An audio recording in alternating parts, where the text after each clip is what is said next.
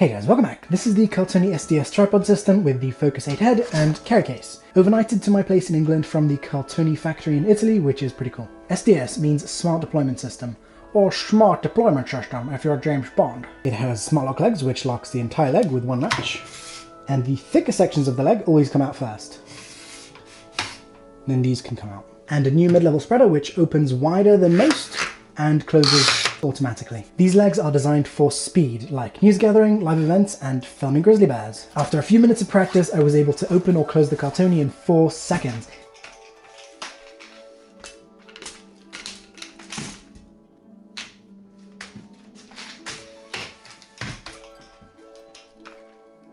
Here you can see me do the same test again with the 535, and the difference is with the 535 I'm really fighting it to get it done quickly, and if I wasn't fighting it, if I just did it normally, then it would be much slower, whereas with the Cartoni, doing it normally as you would on a normal shoot, it is fast, even if you're not trying to be super fast. It makes it easy to be fast. Here it is at a nice relaxed speed, and you can see that it's still just really easy. I don't have to rush to make this quick. It is just super quick. Normal speed with a normal tripod.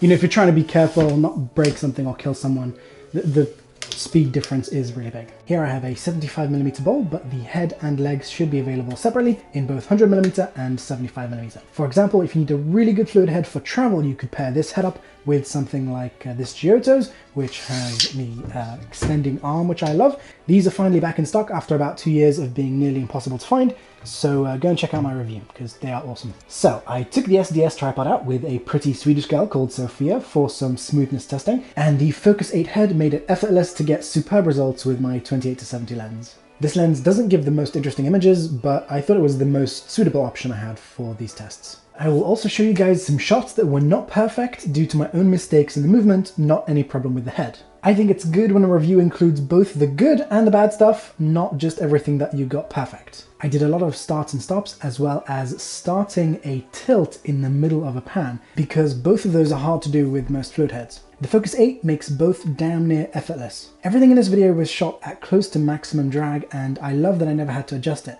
It just works. It has features mostly found on much more expensive heads. As usual, in this review I will try to find every small issue I can, but overall I was really impressed with it. Most fluid heads under $1,000 perform poorly because they are not actually fluid heads, they are friction-based. One kind actually has liquid that moves smoothly. The other kind just has plates that rub against each other, like dirty strippers. But the word fluid also means smooth, so unfortunately most fluid heads on the market are not actually fluid heads. This one is an actual fluid head, and a pretty damn good one even compared to some more expensive options. Now, the aim of a counterbalance spring is to allow you to be able to tilt the camera to any angle without fighting gravity and without fighting the internal spring. The Focus 8 has a fully variable counterbalance adjustment. Most others in this price range only have something like 3 or 5 different weight settings. It's also one of the only heads in this price range that have a counterbalance spring that goes close to 0, which is awesome. Most others in this price range don't go below 2 kilograms or sometimes 1.5. Of course, you can add weight with a rig or accessories, but I'm really not a fan of that. If you guys have seen my videos in the past few years, you'd know that I really like my camera pretty much bare bones, except the stuff that I really need to add to it, like a microphone or something. You are going to want to have the drag turned up to the maximum, but you can actually use it with tiny cameras like this and get really good results, so that's awesome. In this example, I've removed the pan bar because it is not very heavy, but it's still a little bit heavier than the Yi action camera. It was pulling it back a tiny bit. And of course, the smaller you go with the camera, the more you'll have a bit too much pressure from the spring right at the end of the tilt. Now, some people might find that they get really good results shooting with this head like this, with both hands on the head and possibly with the pan bar removed. It's a bit strange, but for some reason it works, and I like both this and with the pan bar. I found that especially for shooting telephoto this works, although all the examples in this video were shot with the pan bar, but this I think can be something that a lot of people like because it gives you a lot of resistance that prevents unwanted motion from getting to the camera, and just gives you really good control with both hands, so I quite like it. Here with a 1.5 kilogram DSLR, we can get this balanced really well. You'll see that right at the edge, you have the spring giving you a tiny bit too much tension. With anything over 0, you're gonna have to balance this with the spring already enabled. For example, here, if I have the spring turned off and I balance it perfectly, and then I turn the spring on, For this weight, then it will push back too much. It's not a big issue, you just have to balance it after you've enabled the spring. Here at 5 kilograms, we can get it balanced really well. Just under 7 kilograms, we can get good balance. We do have a short-term memory effect, meaning that when you tilt all the way down and then back up halfway, the spring doesn't work that well anymore. Now, it's not a big issue. First of all, you don't aim your camera down that much, that often, and also once you come back to here, then it goes back to being fine again. It is something that happens on some fluid heads, I don't know why. Same thing applies when tilting upwards. At 7 kilograms, you can still get pretty good telephoto performance, but it does require you to do a lot of the work, meaning the smoothness is there, but this doesn't have a huge amount of drag, so this doesn't fix all your little mistakes. It fixes some of them, but you still need to be smooth with your movements. Don't try this at home, but I was able to balance this perfectly with a 10 kilogram weight on this, which it's not rated for. The issue was that if I tilted all the way down, then the head could take it, but the bowl couldn't, and the bowl would slip out of position. This head is super smooth and gives excellent results with smaller cameras. We also have a fully variable drag adjustment, which is another rare feature in this price range. Usually we just have 4 or 5 different steps. You will see some friction-based heads with a fully variable adjustment, but usually with really poor performance when you add any drag. Now, drag prevents unwanted motion from transferring to the camera, so I do want more drag than this for telephoto uses, but for general use, this works beautifully. As long as you don't carelessly grab and let go of the pan bar in the middle of a shot. Here I'm exaggerating that a little bit, but basically this head works best if you keep your hand on the pan bar during your shots. This is still really good with the 5D, but the more weight I added to it, the more I felt like I wanted more drag, and obviously it still works, but I did feel I wanted more. And as with any fluid head, you can increase the drag by holding the pan bar closer to the head. Sometimes it's great, and sometimes it's a bit more awkward. It can be a really useful trick sometimes. At minimum drag, the tilt goes a little bit looser than the pan, but it's no problem doing wet pans or anything like that. Whoosh.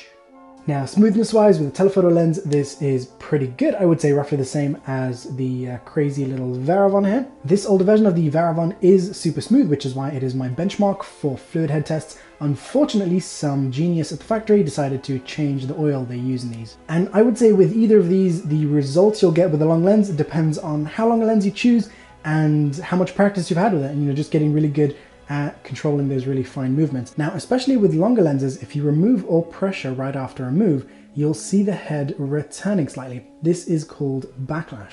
This happens in all drag settings in both the pan and tilt directions.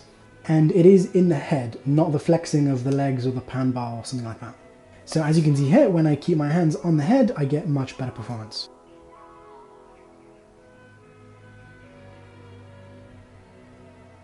I spoke to Cartoni's president, Elisabetta Cartoni. I said, "Ciao Elisabetta, cazzo fai, cappuccino spaghetti?" Because those are the only words I know in Italian. She explained that the backlash is a limitation of the lightweight and compact design of the Focus 8, and that the larger Focus 12 head should be better. I haven't tried myself, so I can't confirm yet. The Focus 8 is perfect in some ways, so I'm definitely interested to see how their larger heads perform. The pan is not always completely silent, but in most filming situations I don't see how that would cause a problem.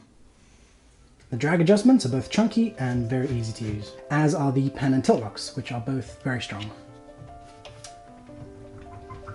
The tilt lock can be accidentally slightly engaged by the user when adjusting the drag. Shouldn't be a big problem, just keep an eye on it. You'll need about 43 half turns to get the counterbalance from minimum to maximum. Here we have the quick release lock, the safety release, and a plate that should fit Manfrotto, Vinton, and Sackler Ace. The plate is a bit long for some cameras, but I guess you could buy a shorter one if you wanted to. Some thinner rubber would hold better and would probably be more durable. I did abuse this plate a little bit in my tests, so this shouldn't happen if you use this properly on a camera, but I've abused this far worse for 7 years. And we have markings here to help you bring the camera back to being balanced after you've taken it off.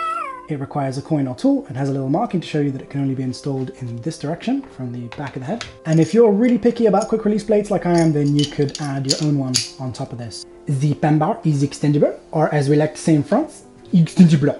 This pan bar is very long. That's what she said. And it is removable. No. And this is actually for when you want to attach accessories to this, but actually this way can also be really good for using this with a small camera, because you're removing some weight from the back, and that just makes it easier to balance without pushing the camera really far forwards on the head. This head is pretty chunky, but I think it's actually Cartoni's smallest head, and this is pretty lightweight at around 1.8 kilograms, and it's around 5 kilograms ready to film, and around 6 kilograms with a bag. The Focus 8 is made mostly of a composite material, except a few parts like the plate, the pan bar, and a spare screw and stuff like that. Composite means a combination of materials. Here that is nylon reinforced with fiberglass and carbon fiber. It doesn't feel very expensive in the hand compared to metal, but it can actually be more durable for the weight than metal, and it allows the Focus 8 to cost less than many of its competitors, even though it has much better features. It's also nicer to work with outdoors in cold winters or very strong sunlight, because metal can get very hot or very cold to the touch, especially for people who don't like to work with gloves. The half ball is also made of the same material, so I would be gentle when connecting this to a third-party tripod made of metal, as that could put pressure on this. Elisabetta told me this is not a problem, but that's just my thoughts on it. I wouldn't crank down really hard on the thing here. And she said that using this in direct sunlight is not a problem. The official working temperatures of this are -40 to +60 Celsius. It could hold a slider with a small camera, but this material does flex, so it's really not ideal. If you need to put a slider on one tripod, then you want a good half ball adapter. This lock is easy to use, but I do prefer the stick type ones. I just find them slightly easier when I'm trying to do fine adjustments. There are taller tripods out there, but I think this is more than enough. It comes with either aluminium or carbon fiber leg poles. Both options use a nylon composite for the other parts. It doesn't feel as fancy as metal, but it works well. The leveling ball has a little bit less angle adjustability than I'm used to because of the slightly smaller hole between the legs here. And this little black locking ring makes that even worse. In that one direction, it actually prevents motion even more. This is the worst it gets. Move it just a tiny bit, then it can go a little bit more. You just have to turn this little guy as you do the adjustment. It's not ideal, but it works most of the time, and if you need to, just adjust one of the legs. Most tripods have the leg locks over here, so you either have to bend down to get to these, or you have to lift up the tripod to bring them to you. You're doing this thing where you're opening the legs with the weight of the camera going higher and higher above you. Having these leg locks high up means I don't need to lift the tripod up. Here at full extension, these legs perform really well in what I call the twerk test, which is like a torque test, but you jiggle your butt as you do it. And here for comparison, I brought the 535 down to the Cartoni's maximum height, and here they both do about the same, but if they're both at maximum, then the Cartoni is actually better. At minimum height, with the spreader as wide as it will go, this is very, very rigid. These legs are fairly lightweight, at around 3.5 kilograms with the spreader, and the aluminium version is not much heavier. Pretty easy to carry over your shoulder like this, or you can carry them like that if you lock these little rubber things. You don't need to worry about these if you're carrying this over your shoulder or in a bag, but if you want to carry it like I showed you, then you'll want to tighten these, which requires a bit of muscle power, because otherwise they will open. On the 535, you just tighten some bolts, and it's super easy to carry. Sometimes when you open this up, you might end up with this. A quick jiggle of your tripod fixes that. And of course, these rubber pads can be removed. These are great when you're filming on mud, grass, cake, anything like that. Personally, I do prefer these ball type feet. I just find they grip rough terrain a little better than the flat pads without having to bother revealing the spike. Same goes for flat ground, or in material where the spikes don't help much, like gravel. The bolts are marine grade steel, so even if you're working around saltwater, you shouldn't have any issues with rust. I left mine covered in poo and didn't have any issues. And quick tip, a tripod is also a monopod. Just extend a leg. The pull ring is a really nice addition for speed. And I'm sure some of you know this issue. You've released your leg locks and you try and push your tripod down and it doesn't really want to push down. Well, this handles that. If this thing is flopping about while you're carrying this, then stick it in there. And the second thing is that the spreader closes automatically, which can be a little bit annoying if you're in the low mode and you want to move the tripod around, then your legs can sort of close in on you. When you're not in the low mode with these spread out, there's no problem. You can lift it up, move it around, do whatever. And of course, there are tripods that will go lower if that's what you need. If you're trying to close the legs up while it's in a weird position like this, with one bit extended more than the other or something like that, it closes automatically and prevents it from breaking. The carry bag is really nice, extra roomy, very well padded, and a nice big pocket at the front. Perfect for a good spatula, which I always take with me in case of a zombie apocalypse. The carry handle is a little closer to this side, and there's a little marking sewn inside the case to show you which direction the head should go to get a good balance when holding the bag. You don't want to look like some twit with a diagonal bag now, do you? All joking aside, it is actually much nicer to carry a bag that's well balanced. And as with any good tripod bag, you have a little place here to put a photo of your sister. Add a clip.